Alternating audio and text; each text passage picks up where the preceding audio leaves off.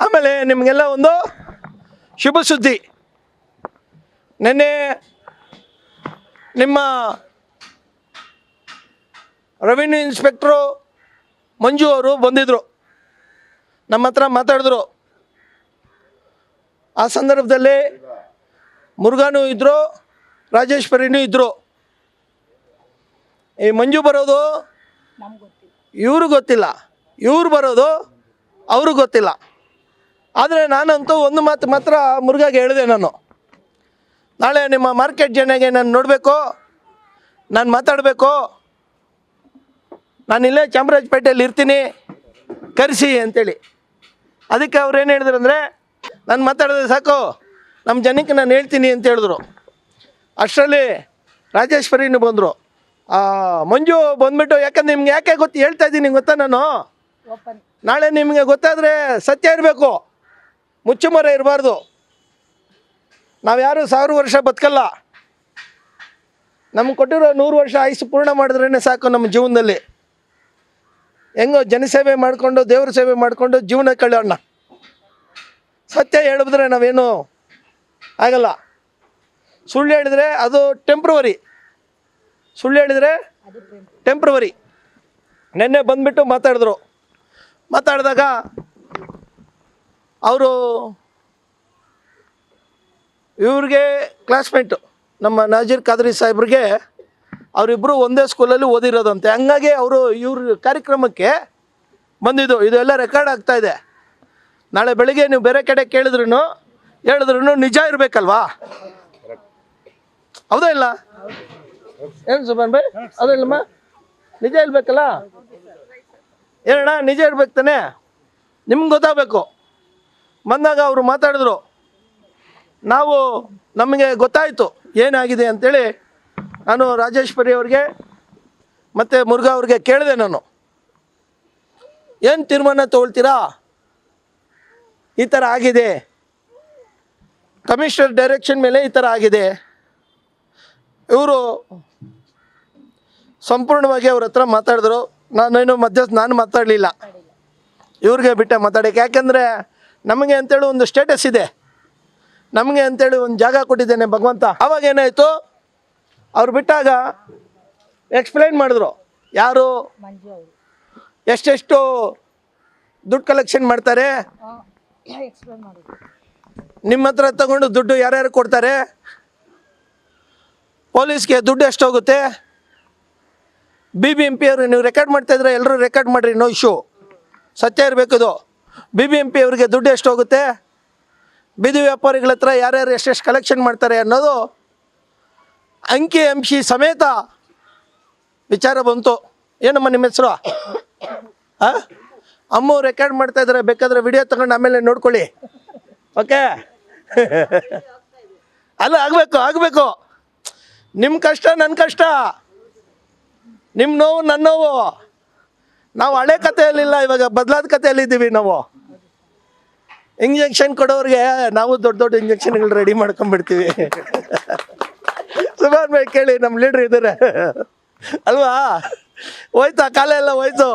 ಇವತ್ತಿನ ದಿನ ನಮ್ಮ ಜನಕ್ಕೆ ತೊಂದರೆ ಕೊಟ್ಟರೆ ಲೋಕಲ್ ರಾಜಕಾರಣಿಗಳನ್ನೇ ಚೇಂಜ್ ಮಾಡೋಷ್ಟು ತಾಕತ್ತು ನಮಗೆ ಬಾಬಾ ಸಾಹೇಬ್ ಡಾಕ್ಟರ್ BR ಅಂಬೇಡ್ಕರ್ ಕೊಟ್ಟವ್ರೆ. ನೆನ್ನೆ ಹೇಳಿದ್ರು ನನಗೆ, ಇನ್ಸ್ಪೆಕ್ಟರ್ ಮಾತಾಡಿದ್ರು, ಪೊಲೀಸ್ ಇನ್ಸ್ಪೆಕ್ಟರ್ ಮಾತಾಡಿದ್ರು.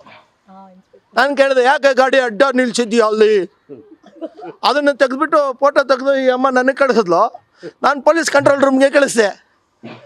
ನೀವು ಪೊಲೀಸವರು ನೀವೇ ಬಂದ್ ಮಾಡಿಬಿಟ್ಟಿದ್ದೀರಲ್ರಿ ರಸ್ತೆ, ನಿಮ್ಗೆ ಏನಕ್ಕೆ ರೀ ಮಾಡಿದ್ದೀರಾ ಅಂತೇಳಿ. ಅವ್ರು ಹೇಳಿದ್ರು, ಕಂಟ್ರೋಲ್ ರೂಮಿಂದ ಫೋನ್ ಮಾಡಿದ್ರು, ಸರ್ ಹಿಂಗೆ ಆಗಿದ್ದಾರೆ, ಅದೆಲ್ಲ ಬೇಕಾಗಿಲ್ಲ, ಗಾಡಿ ತೆಗಿಬೇಕಷ್ಟೇ. ಆಮೇಲೆ ಯಾರೋ ಒಬ್ಬರು ಪುಣ್ಯಾತ್ಮರು ಮಾತಾಡಿದ್ರು, ಯಶ್ ಹೇಳಿ, ಏನು ಸರ್ ಹಿಂಗಿದೆ ಅಂತ. ಹ್ಞೂ ಅಂದೆ. ನಾನು ನಿನಗೆ ಗೊತ್ತಿಲ್ವ, ನೀನು ನನಗೆ ಗೊತ್ತಿಲ್ವ, ಹೊಸ್ದಾಗಿ ಹೇಳಿ ಅಂತ ಕೇಳ್ತಾಯಿದ್ರು. ಏನು ಹೇಳಿ ಸರ್ ಇದನ್ನು ಅಂದೆ. ಅಲ್ಲಿ ಪಿಕ್ ಪ್ಯಾಕೆಟ್ ಆಗುತ್ತಂತೆ, ಎಲ್ಲಿ? ಅಲ್ಲಿ ಪಿಕ್ ಪ್ಯಾಕೆಟ್ ಆಗುತ್ತಂತೆ, ಕಳ್ತನಗಳಾಗುತ್ತಂತೆ. ಅದಕ್ಕೆ ಬಸ್ ಹಾಕವ್ರಂತೆ. ಅದಕ್ಕೆ ಪೊಲೀಸವ್ರಂತಾನೆ ಆಗಬೇಕು, ಬಸ್ ಏನಕ್ಕೆ ಹಾಕ್ತಾರೆ? ಅದಕ್ಕೆ ನಾನು ಹೇಳಿದೆ, ಅವ್ರ ಹೊಟ್ಟೆ ಮೇಲೆ ಹೊಡೆದ್ರೆ ನಿಮ್ಗೇನು ಸಿಗುತ್ತೆ? ಅಲ್ಲಿ ಬಡವರು ಹೊಟ್ಟೆ ಮೇಲೆ ಹೊಡೆದ್ರೆ ನಿಮ್ಗೇನು ಸಿಗುತ್ತೆ? ನಿಮ್ಮ ಹೊಟ್ಟೆ ತುಂಬುತ್ತಾ? ಅದಕ್ಕೆ ನೋ ಸರ್, ಅದಕ್ಕೆ ಅವ್ರು ಹೇಳಿದ್ರು, ನೀನು ಬೆಂಗಳೂರು ಕ್ಯಾಬಿನೆಟ್ ಮಿನಿಸ್ಟ್ರು ರಘು, ನಮ್ಗೆ ಸ್ವಲ್ಪ ಸಪೋರ್ಟ್ ಮಾಡುವುದು. ಏನು ಮಾತಾಡೋದು ನಾನು?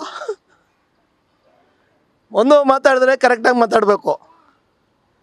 ಸರಿ ಮಾಡ್ತೀನಿ ಅಂತ ಹೇಳಿದ್ದಾರೆ. ಇವಾಗ ನಿನ್ನೆ ಮಾತುಕತೆ ಆಗಿದೆ. ಆ ಬಸ್ಸಿಗೆ ಆ BBMP ಕಡೆಯಿಂದ ದುಡ್ಡು ಕಟ್ಬಿಟ್ಟಿದ್ದಾರಂತೆ. ಇವಾಗ ಬಸ್ಸಿಗೆ ಶನಿವಾರವರೆಗೂ ದುಡ್ಡು ಕಟ್ಬಿಟ್ಟಿದ್ದಾರಂತೆ. ಏನಮ್ಮ ಹೇಳಿದ್ದು? ಅಂದರೆ ನಾಳೆವರೆಗೂ ಬಸ್ಸಲ್ಲಿ ನಿಲ್ಲೋದಕ್ಕೆ ನಾಳೆವರೆಗೂ ದುಡ್ಡು ಕಟ್ಬಿಟ್ಟಿದ್ದಾರಂತೆ. ಅರ್ಥ ಆಯ್ತಾ? ಅರ್ಥ ಆಗಿಲ್ಲ ನಿಮಗೆ? ನಾಳೆ ಆದಮೇಲೆ ಬಸ್ಸನ್ನು ತೆಗಿತಾರಂತೆ.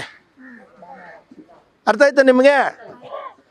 ನಿಮ್ದೇನೇ ಪ್ರಾಬ್ಲಮ್ ಇದ್ರೂ ದಯವಿಟ್ಟು ನೀವು ಕೂಡ ನಮ್ಮ ಅಕ್ಕ ತಂಗಿರೇ, ಆದರೆ ಸ್ವಲ್ಪ ಆ್ಯಕ್ಟಿವ್ ಆಗಿ ನನ್ನ ಜೊತೆ ಇವಾಗ ನಾನು ಹೇಳ್ತಾರೋ ಕೆಲಸಗಳಿಗೆ ಮಾಡ್ತಾರೋ ಈ ತಂಗಿ ರಾಜೇಶ್ವರಿ, ನೀವು ರಾಜೇಶ್ವರಿಗೆ ಹೇಳಿ. ಯಾಕಂದರೆ ಇವಾಗಲೇ ನಿಮ್ಮ ರೆವಿನ್ಯೂ ಇನ್ಸ್ಪೆಕ್ಟರ್ ಹತ್ರ ಅವರೇ ಮಾತಾಡಿರೋದು. ಅರ್ಥ ಆಯ್ತಾ? ನೀವು ನಿಮ್ದೇನೇ ಸಮಸ್ಯೆಗಳಿದ್ರೂ ಅಲ್ಲಿ ಹೇಳಿ. ಸ್ಪೆಷಲ್ ಕಮಿಷನರು ನೇತೃತ್ವದಲ್ಲಿ ಒಂದು ಕಮಿಟಿ ಮಾಡಿದ್ದಾರೆ.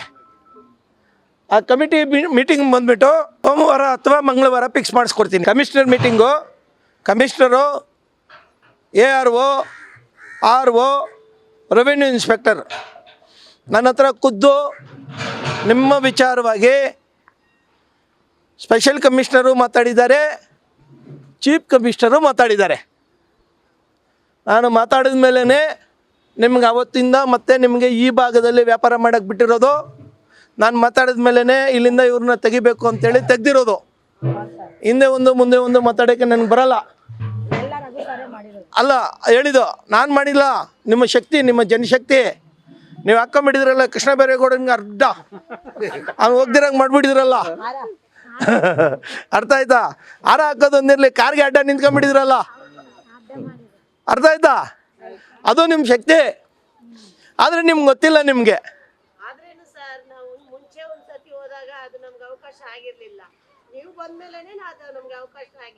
ನಾವು ಬಂದಿದ್ದು ನಮ್ಮ ಜೊತೆ ಏನಿತ್ತು ಹೇಳಿ? ಜನಶಕ್ತಿ ಇತ್ತು. ನಿಮ್ಮ ಶಕ್ತಿ ಇದ್ದರೆ ಸಾಕು.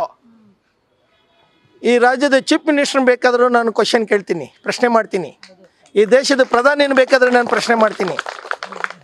ಇಲ್ಲಿನ ವ್ಯವಸ್ಥೆಗೆ ನಾನು ಕ್ವಶನ್ ಮಾಡ್ತೀನಿ. ನಾನು ಎಲ್ರಿಗೂ ಅಧಿಕಾರ ಮುಖ್ಯ.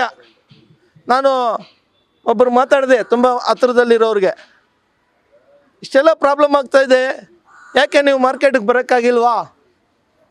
ನಾನು ಕೇಳಿದೆ.